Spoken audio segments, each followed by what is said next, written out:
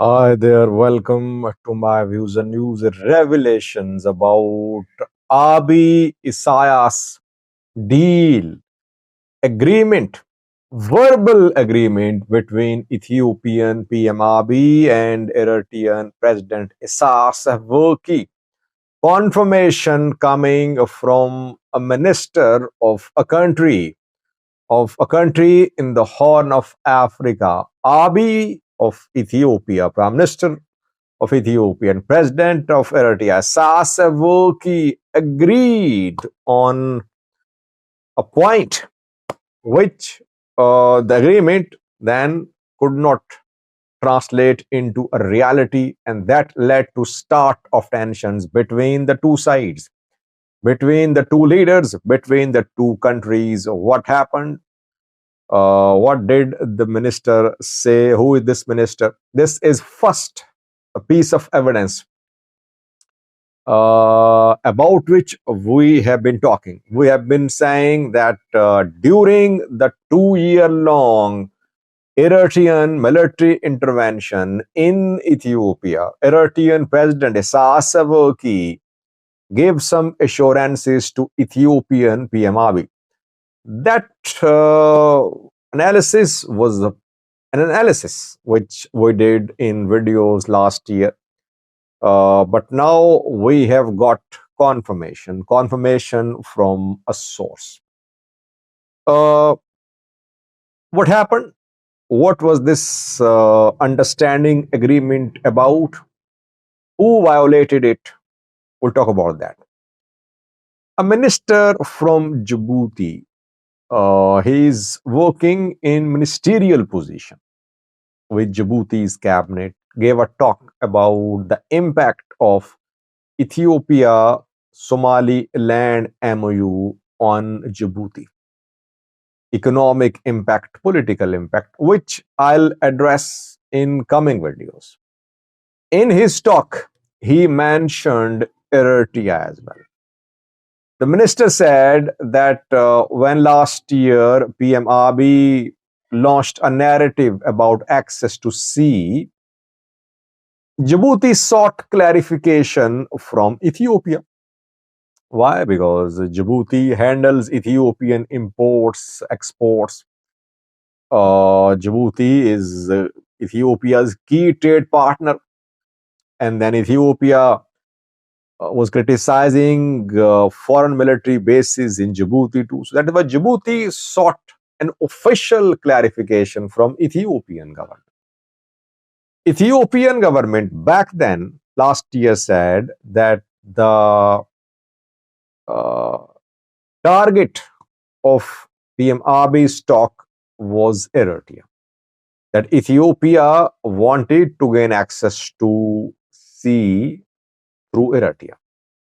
And this minister says, Djibouti's minister, in his talk, that after Ethiopian forces and Eritrean forces defeated TPLF, Eritrea and Ethiopia agreed that Ethiopia would gain access to sea through Eritrea. So, what happened after that? Can we rely on the statement of a minister from Djibouti? Well, since he is saying that Djibouti sought official clarification from Ethiopia, and Ethiopia told Djibouti that the talk about access to sea was related to Eritrea, so we'll have to trust what he's saying, unless he denies, no denial. So it means that PM Abiy of Ethiopia and Isaias Afwerki of Eritrea, they agreed on some points.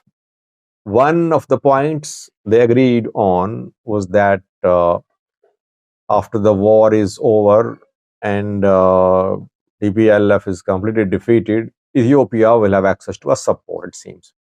What went wrong then?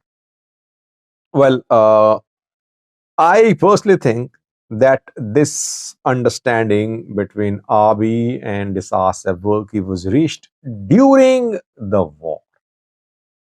Maybe it was in 2021 or the start of 2022.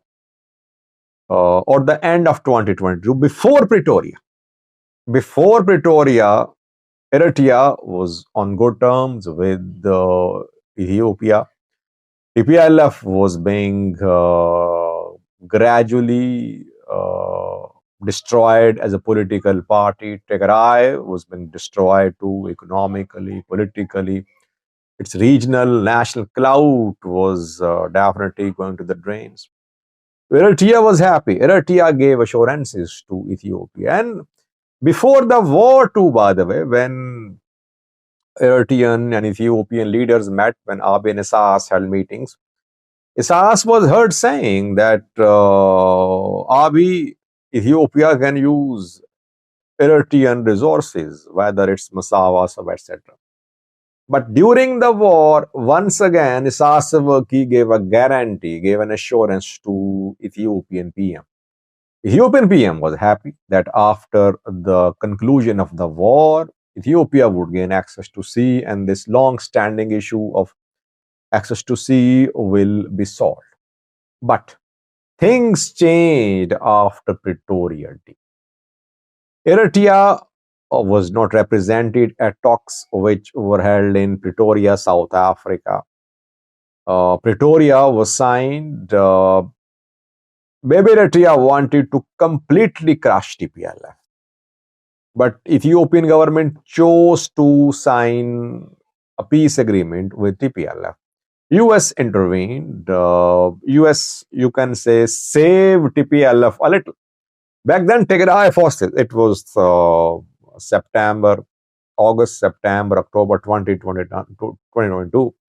Back then, Ethiopian troops, Eritrean troops were pushing, federal troops, they're pushing deep into Tigray. Tigray was facing military setbacks.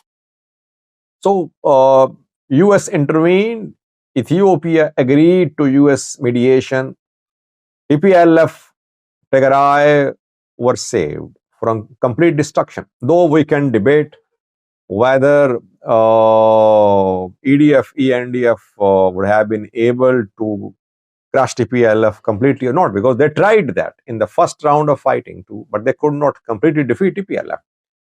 TPLF means Tigray fighters, TDF, etc. Back then, if you remember the first round of fighting, entire Tigray military command, political command, they did not surrender. They continued their fight, though they were forced to go into Tambian, but they never surrendered. So it's debatable. Pretoria was signed. Pretoria was not implemented. Isaias Afwerki accepted Pretoria to some extent. Why? Because Pretoria mentioned that Tigray forces would be completely disarmed, demobilized, etc. Pretoria could not be implemented. Demobilization could not work. Still today, Tigray has a standing army of more than 200,000. And Tigray is threatening Eritrea, or it is asking Eritrea to come to the table. It is accusing Eritrea of being in occupation of Tigray's territories.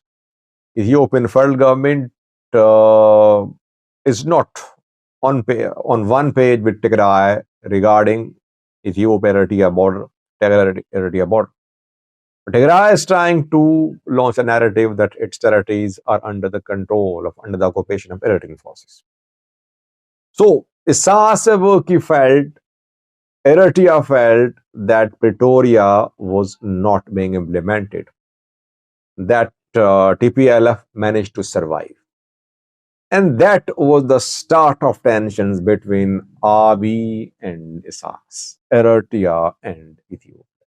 The commitment given to Abiy from Isaias about access to port then was not implemented. Abiy tried to contact Isaias. Ethiopia tried to reach Eritrea to hold discussions about access to Assab. Ethiopia went a step further. It offered shares in GERD, in Ethiopian Airlines, etc. But Eritrea did not show any flexibility. Abiy got frustrated. And then last year, PM Abiy gave a 45-minute long speech, frustrating speech, showing his frustration.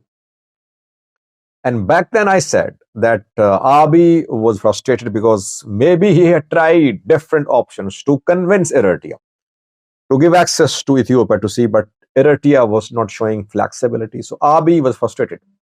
Then he referred to historical context. He tried to prove that Ethiopia had natural rights to gain access to sea through Eritrea. But he did not mention Eritrea. Eritrea then launched a very effective diplomatic campaign. Ethiopia was isolated. Eritrea, Somalia, Djibouti issued statements.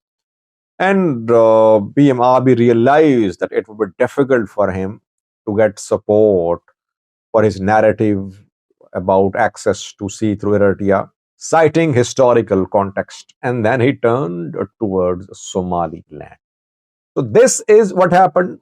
Isaias Afwerki violated the commitment. Why? Because he believed back then that PM Abiy's government gave an exit, gave a face-saving survival to the TPLF.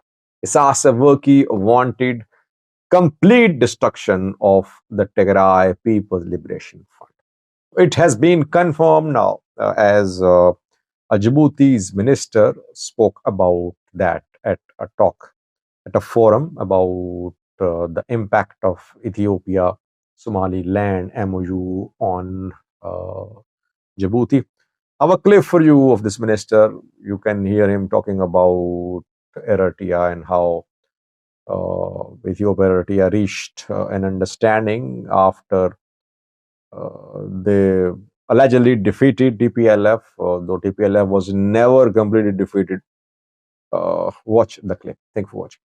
July iyo August, July iyo March maxay ahaydeen 2013 iyo October markuu sheekadan soo bilaabay waxa Djibouti ma aragtay maxay ahaydeen la weydiiyay markii reer dawladda Djibouti sidee oo official aan hay loo weydiiyay waxa xageed u socotiin bad hadal haysiine bad hadal haysiin waa bad xagee ku taala waxa anagu Eritrean u soconayo diilkii aan saxeexnay diilkii ay kala saxeexdeen ma aragtay TPLF ay kala saxeexdeen raggan jabhadii Eritrea wax meesha soconaya ma ho anagu halkaas aan u jeednay inaga sheekada kuma jirtiin xoogaa yar ka hor shirarada aan isku aragnay dadka qaar kood halkan joogana waad ma maqasheen